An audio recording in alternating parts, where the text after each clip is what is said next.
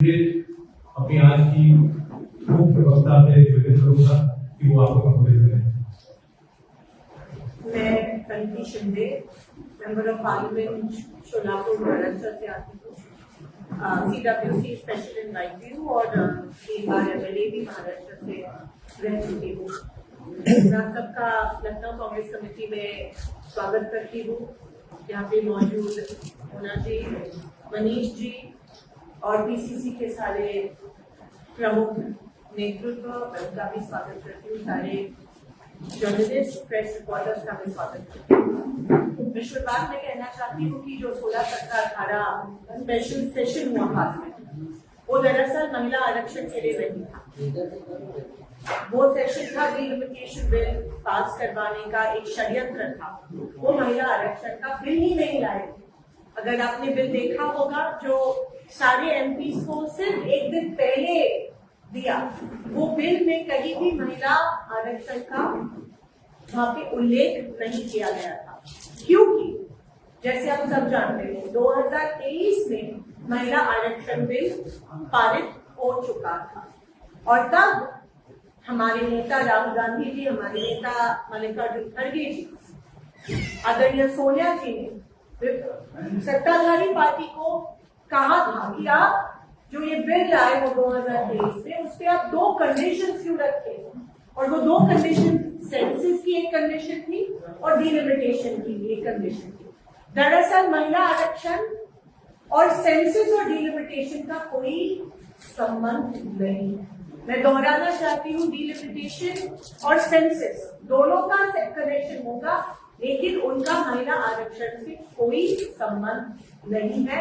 ये डीलिंक करने की जरूरत थी 2023 में, और तब हमने बार बार दोहराया था, बल्कि 2018 का राहुल जी का भी लेटर है और सारे हमारे जो नेता है विपक्ष के, उनके सारे लेटर्स है कि आप ये डीलिंक कीजिए और 24 में ये लागू कीजिए। जो 23 में बिल पारित हुआ था, 24 में आप एग्जिस्टिंग संख्या जो है 543 पे, उस पे आप महिला आरक्षण लागू कीजिए। लेकिन किसी वजह से तब सेंसस का कारण देते हुए और डिलिमिटेशन का कारण देते हुए मोदी जी ने कहा कि हम नहीं लागू करें, आरक्षण नहीं लागू करेंगे। उनकी तब की साजिश थी कि वो 10 साल आगे, अगले सेंसस का 10 साल आगे ढके। ये उनकी साजिश थी, तब की उनकी साजिश थी। तो जाहिर सी बात है कि वो महिला विरोध पहले से कर रहे थे। अब आई बात 2026 की। दरअसल बीजेपी महिला आरक्षण बिल पारित लागू ही नहीं करना चाह रही है, इसीलिए उन्होंने वो डिलिमिटेशन के साथ लिया। उनको पता था कि 2/3 मेजॉरिटी नहीं मिलने वाली, उनको पता था कि कॉन्स्टिट्यूशनल अमेंडमेंट है डिलिमिटेशन, उनको पता था कि सेंसस अभी जारी है। तो फिर उन्होंने ये पाप क्यों किया, उन्होंने लिंक क्यों किया?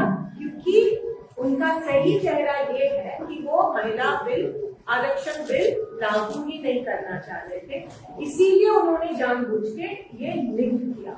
अभी आप सोचिए, मेजॉरिटी पार्टी, इतनी सारी उनके MPs हैं, 2/3 मेजॉरिटी उनको नहीं मिलती, ये कितनी शर्मनाक बात है। क्या उनको पता नहीं था? और मोदी शाह का तो स्ट्रैटेजी किंग कहलाते हैं, उनकी कोई स्ट्रैटेजी अब तक फेल नहीं हुई है कहलाते हैं, कहते हैं लोग, उनके लोग भी कहते हैं। ये स्ट्रैटेजी कैसे फेल हुई? जानबूझ के फेल करवाई। क्या जानबूझ के फेल करवाई? क्योंकि वो महिला आरक्षण नहीं लाई। और सेंसस तो चल रही है, रजिस्ट्रार ने भी कहा कि हम सेंसस, डिजिटल सेंसस है, उसकी आंकड़ेवारी हम 2027 में पब्लिक डोमेन पे लाएंगे। तो क्यों रुके, क्यों नहीं? इतनी जल्दी क्या थी कि तमिलनाडु और वेस्ट बंगाल के चुनाव मद्देनजर रखते हुए इन्होंने ये बिल, ये सेशन लाया, जो दरअसल महिला आरक्षण का नहीं था। महिला आरक्षण का मुखौटा आगे लाके उन्होंने डिलिमिटेशन की साजिश करवाने की कोशिश की, जो विपक्ष ने पूरी तरह फेल करवाई। सेंसस के लिए रोक सकते थे। अगर डिलिमिटेशन कब होता है? जब पॉपुलेशन बढ़ता है तब डिलिमिटेशन होता है, जाहिर सी बात है। अगर पॉपुलेशन बढ़ा है तो आप 2021 में क्यों नहीं सेंसस करवाया? तो आप 2011 की सेंसस के आधार पे क्यों डिलिमिटेशन करवा रहे हैं? जाहिर सी बात है कि आप डिलिमिटेशन 2011 की सेंसस का आधार लेके इसीलिए करवा रहे हैं क्योंकि आपको सीट्स बढ़ानी है ताकि आप अतिरिक्त सीट्स पे महिला आरक्षण दें। एग्जिस्टिंग 543 में डिलिमिटेशन महिला आरक्षण देने की इनकी हिम्मत नहीं है क्योंकि उनको उनके बाहुबली है, उनके गुंडा है, उनको उनके जो प्रस्थापित है उनके सीट्स कायम करने हैं। महिलाओं को एग्जिस्टिंग सीट्स में आरक्षण नहीं देना है, इसीलिए एडिशनल सीट्स करके महिलाओं को आरक्षण देने की ये मुंहफोड़ या नाटक कर रहे थे या ड्रामा कर रहे थे। पूरा स्क्रिप्टेड था कि ऐसा करेंगे फिर विपक्ष विरोध में हो जाएगा, लेकिन पहले दिन से जो पार्लियामेंट का पहले दिन का सेशन का पहला दिन था उसमें ही हमारा नैरेटिव इतने अच्छे से सेट हुआ कि पहली बार जो मोदी जी सदन में कभी आते नहीं है, बैठते नहीं है, उनको इंटरव्यू करना पड़ा क्योंकि उनको लगा कि उनको अभी पता चला कि वो बैकफुट पे जा रहे हैं। आज जो करते देख रहे हैं, आप सब देख रहे हो, उधर विरोध चल रहा है, महाराष्ट्र में सिग्नेचर कैंपेन चल रही है, वो एक डैमेज कंट्रोल एक्टिविटी भाजपा की यहाँ पे चल रही है। पूरे देश में जो स्क्रिप्ट थी वो फेल हो गई। आप देख सकते हैं पहली बार ऐसा हुआ होगा कि बीजेपी के ऑफिशियल चैनल से जब मोदी जी ने उस दिन राष्ट्र को संबोधित किया, सबसे ज्यादा ट्रोल वो हो रहे थे और जेन्युइन अकाउंट से ट्रोल हो रहे थे। वो ना कि अप्रैल 17, 2026 के अकाउंट्स थे, वो सब 21 के 22 के अकाउंट थे और इतना ट्रोलिंग उनका चल रहा है सोशल मीडिया पे। जो इन्फ्लुएंसर्स है वो कह रहे हैं कि दरअसल ये महिला आरक्षण का बिल नहीं था, वो डिलिमिटेशन बुलडोज करने की कोशिश कर रहे थे ताकि उनकी पावर 29 में उनको डर है कि शायद नहीं आएगी, तो उनकी सत्ता की लालच में महिलाओं का हमेशा की तरह इस्तेमाल, चाहे वो कोई जुमला हो, चाहे वो धमाका हो, चाहे वो लाडली बहन योजना हो, हमेशा महिलाओं का इस्तेमाल करके सत्ता में रहने की एक बहुत घिनौनी साजिश भाजपा सरकार करती है। और आज वो पूरी तरह एक्सपोज हो गए हैं। झूठ के ऊपर झूठ की कितना झूठ बोलोगे आप। और उस दिन जो मोदी जी ने राष्ट्र को संबोधित किया, पीछे तिरंगा का अपमान था, वो एक नेशनल एड्रेस था। उनको नहीं लगा कि जब एलपीजी क्राइसिस चल रहा था देश में तब उन्होंने नेशनल एड्रेस नहीं दे दिया था, लेकिन यहाँ पे जो प्रेस कॉन्फ्रेंस हुई उसने फिर 50 बार कांग्रेस का नाम लिया और उन्होंने राष्ट्र को संबोधित किया। ये पूरी तरह violation of code of conduct था और ये मैं नहीं कह रही हूँ, 700 लोगों ने इलेक्शन कमीशन को लिखा है कि ये पूरी तरह से violation of code of conduct था। अगर मोदी जी को चांस मिल रहा है तो बाकी सारे पार्टियों को भी चांस मिलना अनिवार्य है, जरूरी है। लेकिन जिस तरह से उन्होंने वो एक तरह का गिमिक उन्होंने की और जैसे प्रचार कर रहे हैं वैसे उन्होंने इतना झूठ ऑन रिकॉर्ड उस दिन मोदी जी ने कहा। तो मैं यही कहना चाहती हूँ कि जो कांग्रेस पार्टी है 73rd 74th amendment Congress party ने लाई, जिसके वजह से आज 15 लाख देश भर में 15 लाख अक्रॉस पार्टी लाइन्स, चाहे वो बीजेपी की महिला हो, चाहे वो समाजवादी की हो, चाहे वो कांग्रेस की हो, 15 लाख महिलाएं देश भर में पंचायत समिति, जिला परिषद, महानगर पालिका में प्रतिनिधित्व कर रही है, सिर्फ और सिर्फ आदरणीय राजीव गांधी जी के वजह से, 73rd और 74th अमेंडमेंट के वजह से। 2023 में भी हमने कहा था कि अनकंडीशनली बिल पारित करो, लागू करो 24 में, वो बात भी मोदी जी और बीजेपी ने नहीं मानी। आज इस सेशन के दौरान हमने कहा कि इलेक्शन हो जाने दीजिए, इतनी क्या गड़बड़ है। आप अभी बजट सेशन हो गया, तब आप ला सकते थे या मॉनसून सेशन में ला सकते थे। इतनी कौन सी क्या सेंसस के लिए रुक रहे हैं? नहीं रुक रहे हैं।